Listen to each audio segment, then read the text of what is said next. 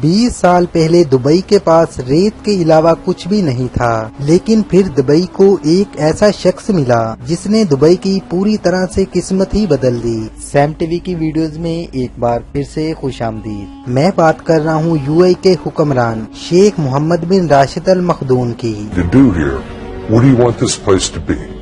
I want it to be number one. आप लोगों ने कई बार 5 स्टार होटल के बारे में तो सुना ही होगा। दुबई में मौजूद है दुनिया का एक लौता 7 स्टार होटल जिसको बुर्ज अल अरब के नाम से भी जाना जाता है, और इस होटल को दुनिया का दूसरा सबसे महंगा होटल एजाज हासिल है क्योंकि ये होटल पूरी तरह से सोने से कवर है। इस होटल की इंटीरियर डेकोरेशन के लिए 24 कैरेट सोने का इस्तेमाल किया गया है और यहाँ पर एक रात गुजारने का रेंट 24,000 यूएसए डॉलर है, जो कि पाकिस्तानी 38 लाख रुपए बनते हैं। दोस्तों, वैसे तो ऊंचाई से तो हम सब लोग डरते हैं, लेकिन वहीं पर कुछ लोगों के लिए ऊंचाई जुनून से कम नहीं होती।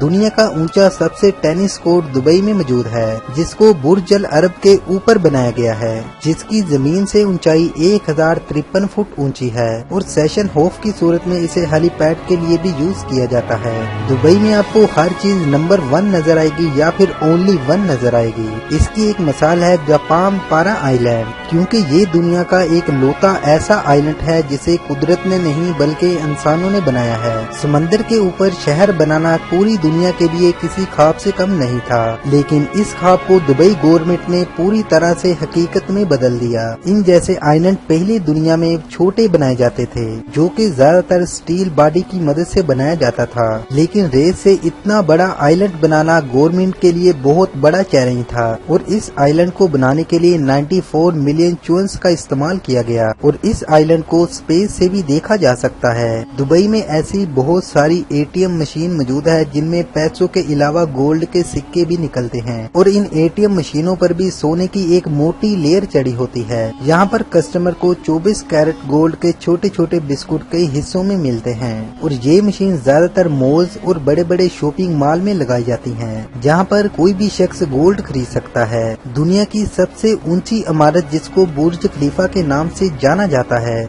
ये इमारत दुबई में मौजूद है। इसकी ऊंचाई का अंदाजा आप लोग इस बात से भी लगा सकते हैं कि इस इमारत को आप 100 किलोमीटर दूरी से भी देख सकते हैं और इस बिल्डिंग में टोटल 163 फ्लोर है और इस बिल्डिंग को 2010 में दुनिया की सबसे ऊंची इमारत होने का एजाज भी दिया गया है और इस बिल्डिंग का नाम गिनीज बुक वर्ल्ड रिकॉर्ड में भी दर्ज हो चुका है। और दोस्तों, इसके अलावा इसे बहुत सारी मूवीज में मिशन हॉलीवुड में भी इस्तेमाल किया गया है। और आपको बताने की जरूरत नहीं है कि दुबई को सोने का शहर भी कहा जाता है। सोने का कारोबार यहाँ पर बहुत बड़ी तादाद में किया जाता है। दुबई में सोने की तकरीबन 300 से भी ज्यादा दुकानें हैं, जिनमें हर वक्त तकरीबन 10 टन सोना मौजूद होता है। दुबई के लोग गोल्ड से इस कदर मोहब्बत करते हैं कि इनकी गाड़ियाँ, खाने के बर्तन, यहाँ तक के टॉयलेट तक सोने का इस्तेमाल किया जाता है। दुबई का सबसे पसंदीदा खेल कैमल रेसिंग है, लेकिन हैरानकुन बात यह है कि रनिंग के दौरान इन कैमल के ऊपर छोटे बच्चे होते हैं, क्योंकि ये बच्चे साइज में छोटे होते हैं, उस कैमल के लिए हल्के होते हैं ताकि ऊंट की स्पीड कम ना हो।